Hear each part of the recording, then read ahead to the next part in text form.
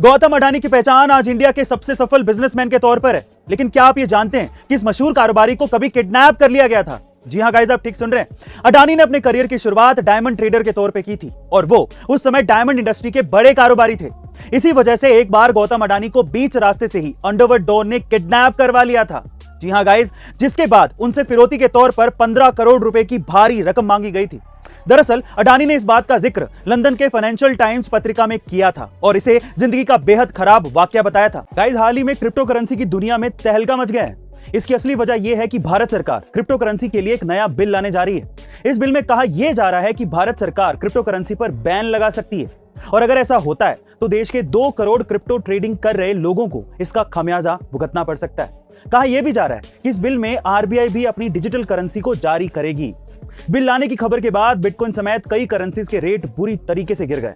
Bitcoin खुद 48 लाख रुपए से गिरकर 33 लाख रुपए पर पहुंच गया। वहीं इथेरियम 3.6 लाख रुपए से गिरकर 2,57,000 पर पहुंच गया। बहरहाल क्रिप्टो करेंसी भारत में बैन होगा या नहीं, यह तो वक्त ही बताएगा।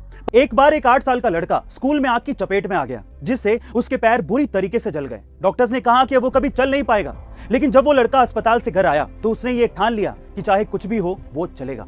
एक दिन जब उसकी मां उसे व्हील चेयर पर बिठाकर कहीं चली गई तो उसने स्वयं को उस चेयर पर से नीचे गिरा लिया और खुद को घसीटना शुरू कर दिया। वो रोजाना ऐसा करता रहा और धीरे धीरे उसके पैरों में कुछ जान आने लगी। वो खड़ा होने लगा और एक दिन इसी प्रयास से वो दौड़ने भी लगा। और हैरानी की बात यह है कि वो अमेरिका का 1 मील दौड़ने वाला सबसे तेज धावक बन गया।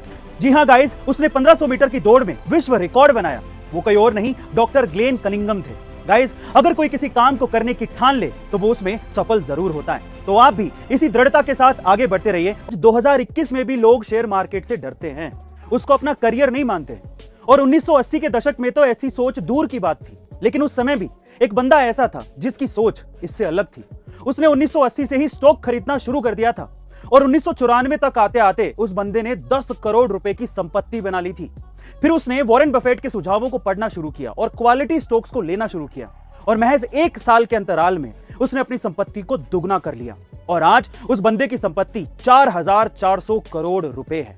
उस बंदे का नाम है रामदेव अग्रवाल। सो गाइस, अगर आप भी शेयर मार्केट में इन्वेस्ट करके पैसा कमाना चाहते हैं और सूझबूझ से अपने इन्वेस्टमेंट को डबल करना चाहते हैं तो आज ही डीमैट अकाउंट खुलवाइए। लिंक डिस्क्रिप्शन बॉक्स में गिवन है। Thank you.